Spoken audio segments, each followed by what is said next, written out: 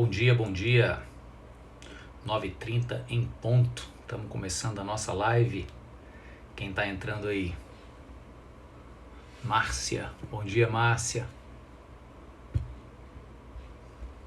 Gente, eu tô numa gambiarra tão grande para aprender esse celular aqui. O que eu usava para aprender antes, eu te mostrar aqui para vocês. Eu usava esse negoção aqui, ó. Prendia na prateleira aqui em cima e o celular ficava aqui embaixo, mas a garra do negocinho quebrou aqui, ó. A garra quebrou. Aí eu tô assim num modo gambiarra, um negócio aqui ridículo. Aí tem uma grade aqui no meio que eu não consigo ver, mas ok, mas tá dando certo. Eu acho que ficando fixo e num ângulo bacana serve para você, né? Aí eu me viro aqui, eu não consigo ler direito os comentários porque tá dentro de uma cestinha aqui, mas tá legal, tá legal. Bom dia para todos. Muito bom a gente estar juntos nessa sequência de encontros ao vivo, né? Nesse tempo em que nós estamos querendo a gente está querendo se reunir em torno daquilo que nos dá esperança, né? Eu tenho ouvido e visto pela internet muitas palavras boas, muito conteúdo bacana, muita coisa legal, muita coisa engraçada. Agora mesmo eu estava ali na sala vendo com o Caleb um vídeo hilário do Edmilson Filho narrando aqueles policiais indianos dando aquelas porradas no pessoal para ir para casa na quarentena e o cara fazendo a narrativa por cima. Olha lá depois, Edmilson Filho, nosso humorista cearense aqui, muito, muito bom. Pronto, foi mal.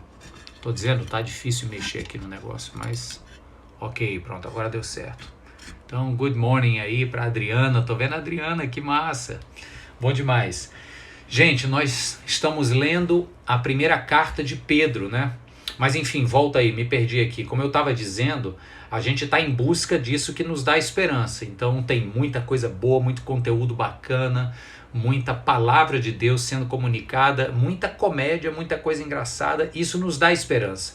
Agora também tem muito fake news, tem muito sensacionalismo, tem muito pânico, tem gente, de certa forma, um pouco descontrolada naquilo que publica e na forma e na intensidade como publica. Então assim, um pedido inicial, selecione bastante o que você vai ver e ouvir, né? O nosso governo estadual, aqui no caso do Ceará, já decretou mais uma semana de quarentena, serviços básicos apenas funcionando.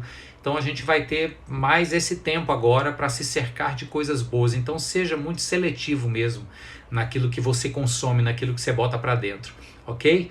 Uma dicasinha aí para você. A gente vai ter o nosso tempo de oração no final.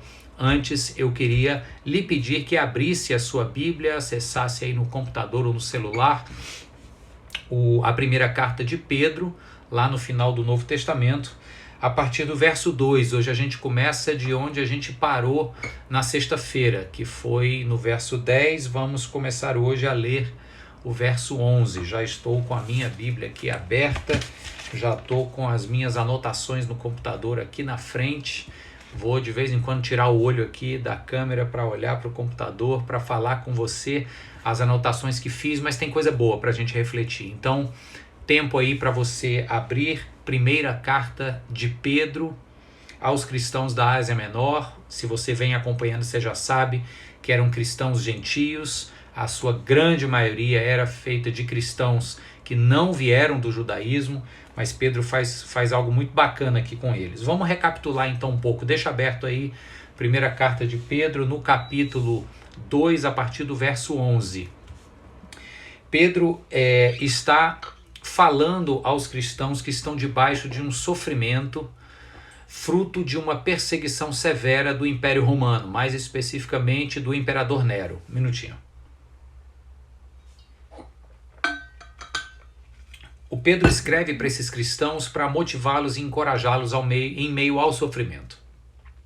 E no nosso encontro anterior, a gente viu no final do capítulo 1, início do capítulo 2, uma construção muito bem feita nessa literatura, onde Pedro resgata lá do Antigo Testamento uma série de imagens que eram relacionadas à identidade do povo judeu e aplica essas imagens ao destinatário dessa carta, que são cristãos que em sua maioria, como eu disse, não vieram do povo judeu, eram gentios, estavam nas províncias romanas lá da Ásia Menor.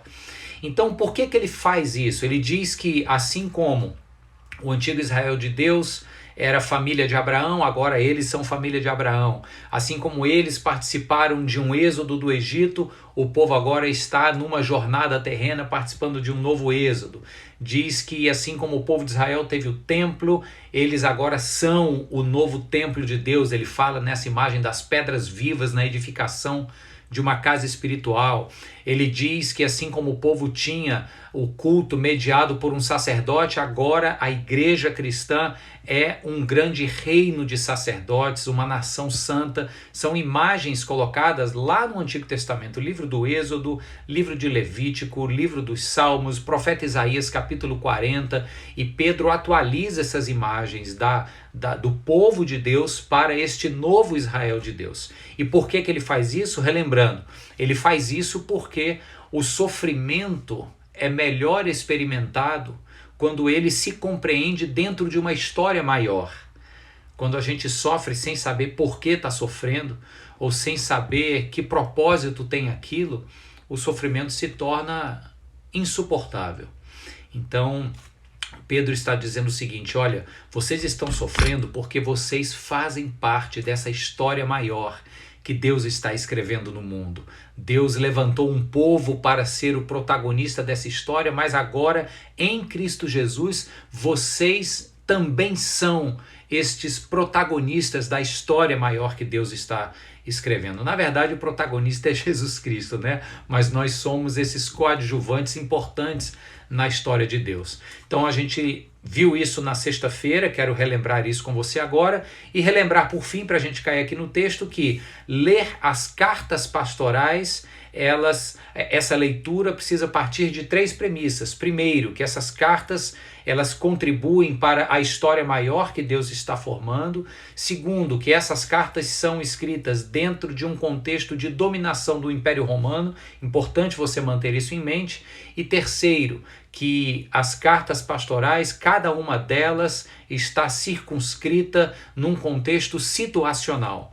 E assim não é diferente com a carta de Pedro. Então mantenha isso em mente e vamos ler agora. Eu vou começar a ler no capítulo 2 apenas os versos 11 e 12. Eu quero passar com você agora o olho até o capítulo 4, verso 11. Mas eu não vou ler do capítulo 2 ao 4. Então a gente vai dar alguns pulos, mas vamos extrair lições importantes para nós nesse tempo de quarentena, nesse tempo de isolamento, nesse tempo de sofrimento e angústia emocional, existencial, né? A gente fica se perguntando o que será a vida. Ontem eu respondia a uma senhora aqui nas redes sociais, ela dizendo: será que o mundo vai voltar ao normal? Você vê, essa pessoa está confinada em casa, é grupo de risco, tem mais de 70 anos, e me perguntava: será que as coisas vão voltar a ser como era antes? Esse tipo de pergunta revela o espírito do nosso momento aqui, uma crise emocional e existencial, né, que exige que a gente desça a níveis mais profundos de confiança em Deus e de esperança de que Ele tem o controle da história, não é verdade? Então é pensando nisso que eu quero ler com você agora, até o capítulo 4, alguns pontos para nós extrairmos lições importantes para esses dias que a gente vive, ok? Então vamos lá.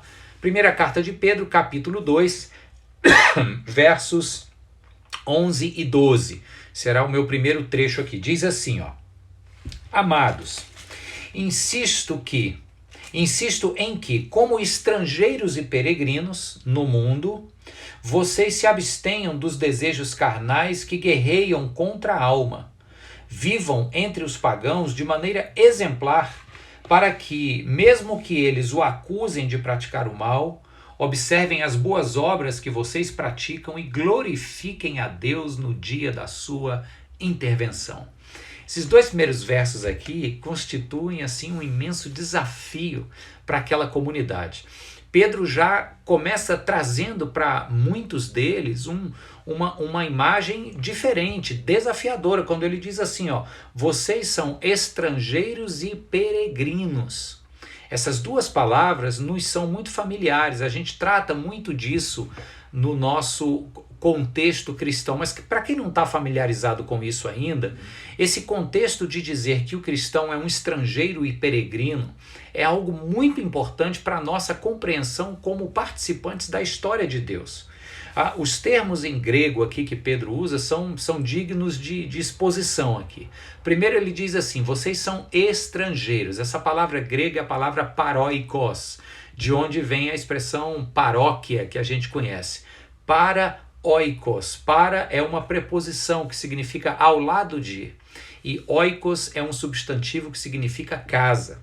Então a paróquia é uma casa ao lado de, ou seja, a nossa residência ela não é essa aqui, ela é uma residência em paralelo, ela está do lado de fora dessa aqui, ela está correndo ao lado. Em outras palavras, dizer o seguinte, nós não somos desse mundo.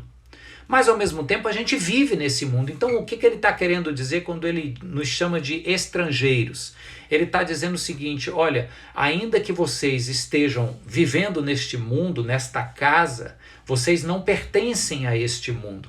Vocês são de outra residência. Mas enquanto vivem aqui, precisam agir, viver, relacionarem-se, mas com valores do mundo original de onde vocês vieram.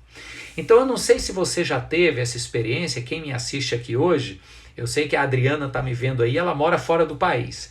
Eu morei fora do país e tive essa experiência de chegar numa outra nação ou visitar um outro lugar com valores que eu trouxe de casa, da minha residência, e chegando nesse outro lugar, esses valores entraram em choque. Deixa eu contar uma para vocês. Eu tive um tempo, em 1998, em que eu fui com um grupo de missionários para a Índia.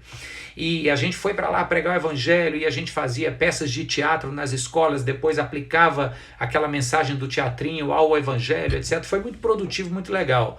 E eu me lembro que uma vez eu estava sentado com as pernas cruzadas, assim, sabe quando a gente cruza a perna assim?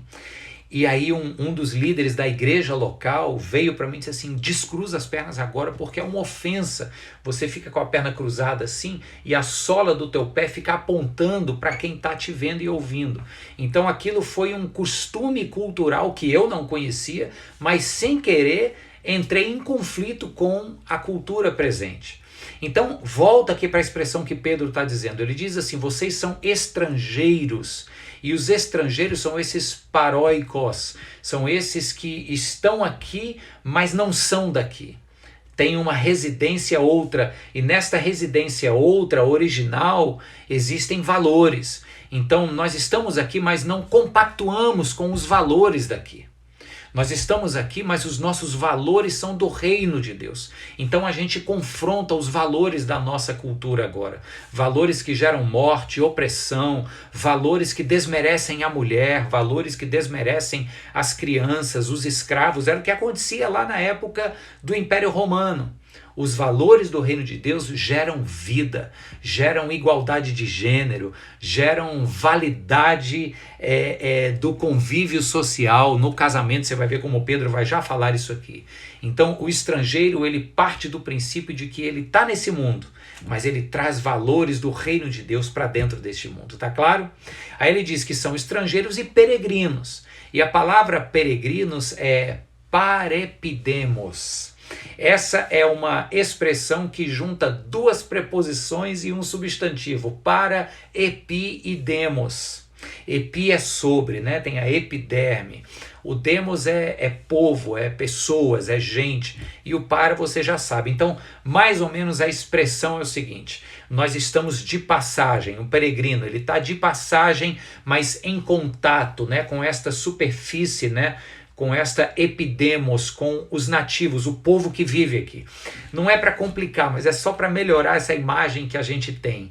O peregrino, ele está de passagem, mas ele, enquanto está de passagem, ele está em contato com o povo, com a gente, com as pessoas que aqui residem e que ainda não se compreenderam como cidadãos de um outro reino.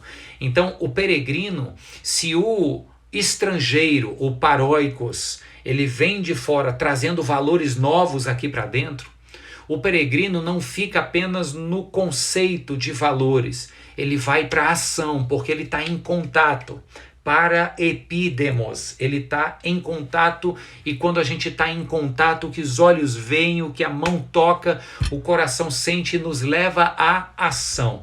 Então esse ensinamento para mim hoje, honestamente vou te dizer, pagava já a minha live aqui. Para mim eu podia parar aqui agora, porque Pedro já abre falando para esses cristãos da Ásia Menor o seguinte: olha, no meio do sofrimento, saibam que vocês pertencem a um povo e estão inseridos em uma história que traz para vocês duas compreensões: a compreensão de que vocês são estrangeiros e peregrinos.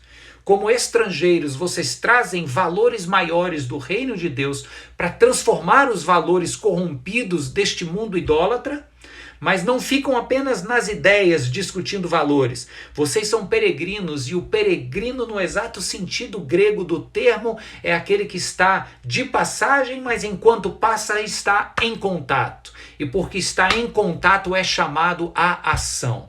Então, juntos os dois agora são os valores do reino de Deus em contato com a cultura e em ação transformadora e solidária para essa cultura. Olha que lindo isso, gente. Olha que desafio tremendo. Enquanto a gente está aqui nessa pandemia, sofrendo, né, as ansiedades e angústias da quarentena, e numa expectativa muito legítima, porém adoecedora, de ficar rodando naquele ciclo vicioso de como será, quando que a economia vai reagir, etc. e tal.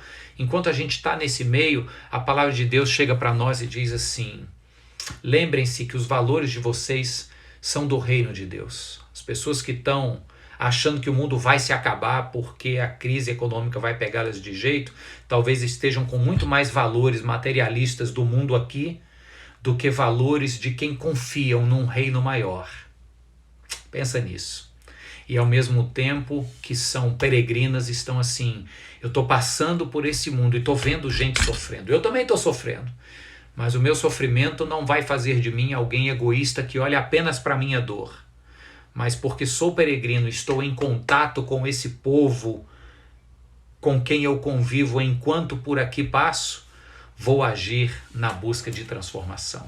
Amém, gente?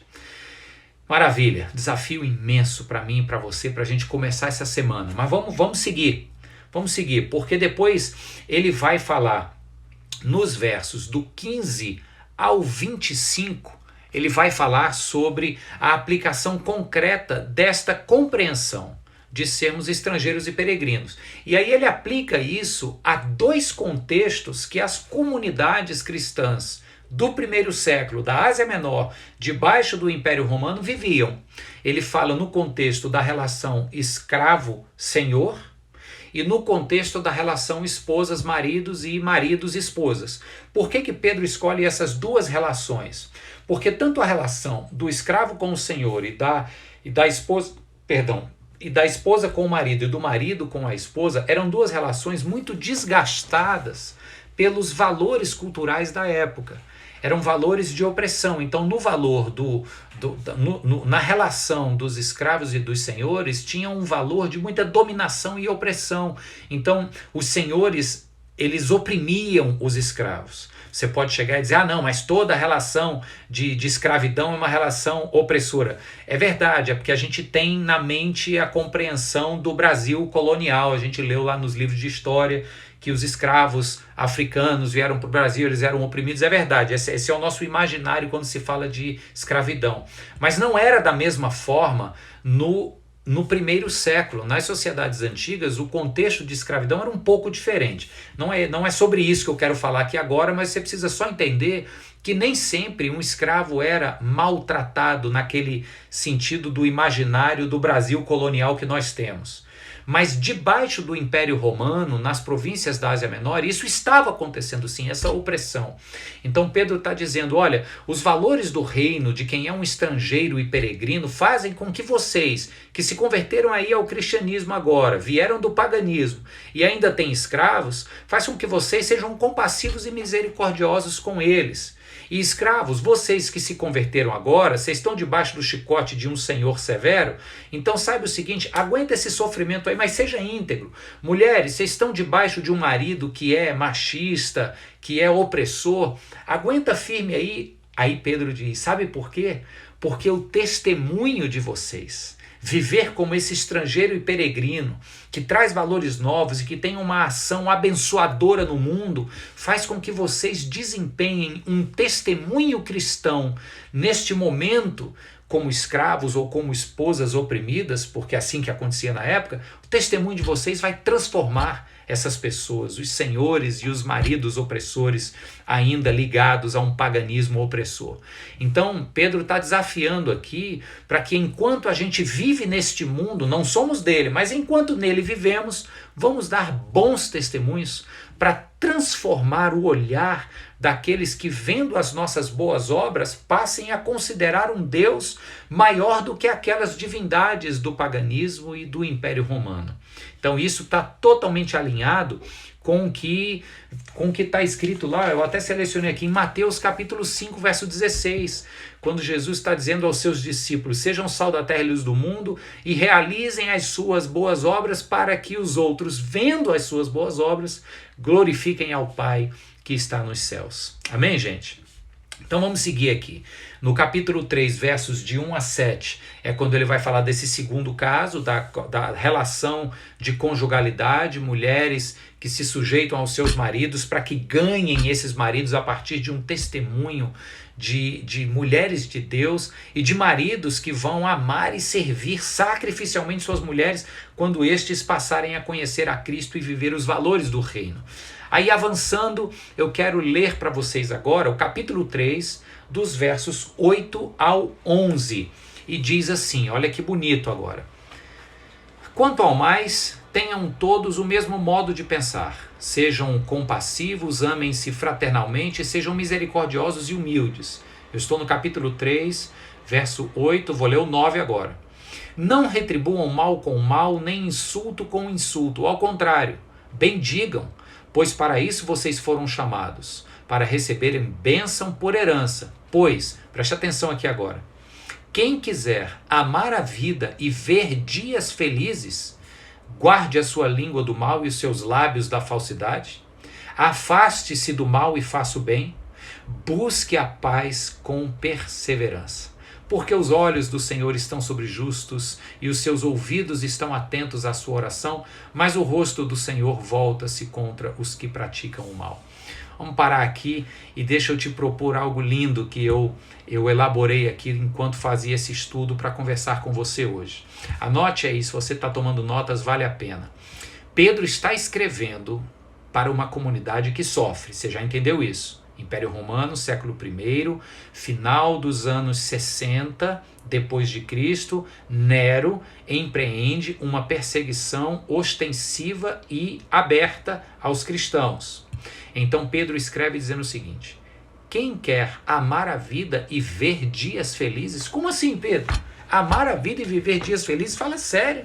Nesse contexto que a gente está vivendo, onde a gente não sabe como vai ser o dia de amanhã, e aí pula do século I debaixo de Nero e cai aqui agora no século XXI debaixo do coronavírus. Por aí. A gente se pergunta, como assim ver dias felizes e amar a vida? Tá difícil, é verdade. Mas aí Pedro propõe o que eu vou chamar aqui de 3 P's. Letra P, P de Paulo, P de Pedro, né? Pedro propõe e ele diz assim, ó: guarde a sua língua do mal e seus lábios da falsidade. Afaste-se do mal e faça o bem, e busque a paz com perseverança. Eu estipulei aqui para ficar didático para você lembrar. 3 P's. Primeiro, cuide do P de palavras. Ele diz aqui assim, ó: guarde a língua do mal e os seus lábios da falsidade. Então, não é apenas a respeito de fofocar, de ficar falando mal, não é isso. Mas é que tipo de palavra, o P de palavra, e que tipo de palavra tem saído da tua boca agora, nesse momento de pandemia, de dificuldade, de quarentena, né? De incertezas. Que tipo de palavra tem saído da sua boca? Não estou te propondo aqui apenas palavras otimistas, né? Aquelas palavras do sujeito que está tremendo dizendo vai dar certo. Não é só isso. Mas palavras abençoadoras, palavras de fato que levantam o espírito do homem, não porque são recheadas de técnicas positivas, mas porque são alicerçadas na certeza de que Deus continua comandando a história. Amém, gente? Então Pedro diz assim, ó, afaste a sua língua do mal, ou seja, proponha-se a ter palavras de bem, abençoadoras e promotoras de vida e esperança. O segundo P é quando ele diz assim, ó, afaste-se do mal e faça o bem. Ou seja, é o P do proceder. Como é que tem sido o teu proceder? A tua prática, ou podia ser o P de prática também. Né? Cuide do seu proceder. Você cuida da sua palavra, cuida agora do segundo P, que é o proceder. O seu procedimento, o que você tem feito? Né? Desperdiçado o tempo, aproveitado bem o tempo, ou como eu falei ontem na transmissão do nosso culto, tem desejado aproveitar tanto tempo que caiu no mesmo ativismo de antes, ou tem aproveitado esse tempo agora para ter também uma prática de descanso, contemplação e oração, além da prática ativa e abençoadora. Então, o P do proceder é muito importante, ok? Deixa eu olhar aqui agora o terceiro. Tem gente falando aqui, gente, eu não consigo ler, tá? Então, me perdoe aí, eu não vou conseguir responder os comentários. Eu tô vendo que a turma tá escrevendo a beça aí. Vamos lá, voltando. Os 3 P's. Cuide da palavra, cuide do proceder. E terceiro, quando ele diz assim, ó, busque a paz com perseverança. É aquilo que você busca. Então eu vou chamar de cuide das suas prioridades. Aquilo que você busca prioritariamente. Aqui ele diz que é a paz. Eram tempos de tumulto, eram tempos de guerra, de perseguição, eram tempos de humilhação por parte do Império Romano. Talvez lá por dentro aqueles cristãos quisessem guerra, quisessem revidar, quisessem resistir. Pedro está dizendo, priorize a paz. Quais têm sido as suas prioridades agora nesse tempo? Pedro está dizendo, quer viver dias felizes, quer amar a vida, mesmo em tempos ruins, pois cuide desses 3 P's, o P da tua palavra, o P do teu proceder e o P das tuas prioridades. Aleluia! Vamos para frente aqui agora, que agora eu encerro, tá bom? Já estamos quase no nosso tempo. Ele fala agora dos versos, no capítulo 4, dos versos 1 ao verso 11. Eu iria ler tudo, mas não precisa, porque estes 11 versículos do capítulo 4 estão perfeitamente amarrados com o versículo 18 do capítulo 3. Então eu vou ler apenas 3:18 para você entender tudo que ele vai destrinchar no capítulo 4, do 1 ao 11. Então diz assim, capítulo 3, verso... Eu vou ler o 17 e o 18, tá? Para você entender bem. Diz assim, ó. É melhor sofrer por fazer o bem, se for da vontade de Deus, do que por fazer o mal. Pois também Cristo sofreu pelos pecados, uma vez por todas, o justo pelos injustos, para conduzir-nos a Deus. É melhor sofrer fazendo bem, sofrer pela coisa certa, era o que os cristãos estavam fazendo, é o que eu acredito que nós estejamos vivenciando agora, um sofrimento de privação, um sofrimento pela incerteza do amanhã, um sofrimento da angústia daquele dono de um pequeno negócio, do profissional liberal, daquele que está com a mão na cabeça pensando como vai pagar as contas. Quero dizer, o ficar em casa agora é o certo a fazer, queira você ou não. E se a gente for fazer isso, vai ter sofrimento, infelizmente. Mas é honroso sofrer pela razão certa. Deus há de lhe abençoar, saiba disso. Porque ele diz aqui, Jesus sofreu pelas razões certas e grande foi a sua vitória. É mais ou menos o mesmo o que o texto aqui está dizendo. Sofrer pela razão certa, e ele chama aqui sofrer por causa de Cristo, nos leva a um padrão de vida elevado. E o que eu ia ler no capítulo 4, do 1 ao 11, eu vou selecionar apenas o 1, para você ver aqui o princípio. Uma vez que Cristo sofreu corporalmente, armem-se também do mesmo pensamento, pois aquele que sofreu em seu corpo rompeu com o pecado. Então veja só, quando a gente sofre pela razão certa, a gente rompe com o pecado. Que lógica é essa? É que o sofrimento, quando é pela razão certa, ele nos dá a capacidade de nos autoavaliar. Lembra quando nós falamos em uma das lives aí, acho que foi na primeira ou na segunda, que esse período de dor e de sofrimento nos leva a parar e considerar prioridades ao nosso redor? Lembra disso? Aí a gente começa a olhar para coisas e dizer o seguinte: puxa, eu queimava tanto neurônio com aquilo ali, mas eu estou vendo agora que o mais importante aqui é a preservação da vida, o mais importante aqui é estar unido, e aquilo que antes me tirava o sono já não importa tanto. O sofrimento tem essa capacidade de filtrar coisas que antes a gente dava tanta atenção e que às vezes até nos levava para um caminho ruim ou de encontro à vontade de Deus. Sofrimento que nos ajuda a romper com atitudes e práticas pecaminosas. O que Pedro está dizendo aqui àqueles cristãos é o seguinte: o sofrimento de vocês no tempo presente, de certa forma, está contribuindo para a sua santificação, para o caminho que vocês percorrem na direção de se tornarem semelhantes a Cristo. Essa é, talvez, a principal mensagem da carta de Pedro. O sofrimento do tempo presente tem a capacidade de nos fazer mais parecidos com Cristo Jesus. Então, aguenta essa dor, aguenta esse sofrer. Saiba que, como estrangeiro e peregrino, nós estamos trazendo valores novos do reino de Deus para este mundo de valores tão deturpados que em muitas casas e realidades a quarentena está revelando ídolos da nossa cultura, trazendo à tona coisas que antes o povo se matava por elas, mas que estão se mostrando agora ineficientes na tarefa de prover vida plena. Então os valores do reino de Deus chegam nessa hora para dizer o seguinte: tem uma vida melhor. Vamos aguentar esse sofrimento juntos, essa angústia juntos. Vamos nos dar as mãos, não fisicamente, porque não pode, mas virtualmente. Vamos nos abraçar virtualmente com a mensagem do Evangelho, porque aí a gente suporta esse sofrimento dando bom testemunho, abençoando o mundo, cuidando das nossas palavras, cuidando do nosso proceder e das nossas prioridades e mostrando que quanto mais resistimos juntos nos dias maus esse sofrimento, mais haveremos de nos parecer com Cristo Jesus. Deus te abençoe, obrigado pela tua presença nessa live de hoje e nós nos encontraremos na quarta-feira. Calma, vou orar agora. Conto com você para a nossa oração final. Feche os seus olhos aí, em nome de Jesus. Santo e querido Deus, queremos agradecer, Pai, por essa palavra, queremos te louvar, Senhor, por esses estudos, por esse tempo de crescimento tão importante que tem sido para mim e acredito que para aqueles que têm acesso a essa palavra, seja ao vivo ou depois, no tempo em que ela fica no ar.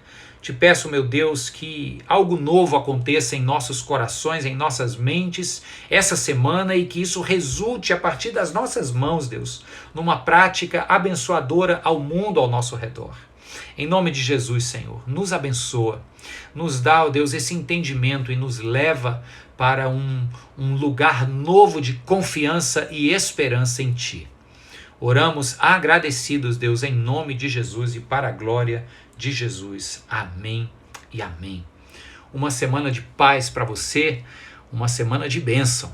E aguarde aí, porque nessa semana eu pretendo trazer alguns convidados para outras lives. Essa de segunda, quarta e sexta de manhã seremos eu e vocês no nosso estudo das cartas pastorais. Mas eu pretendo em algum momento da semana, eu aviso antes, bater alguns papos com algumas pessoas queridas que eu acho que tem coisas importantes para dizerem para nós, ok?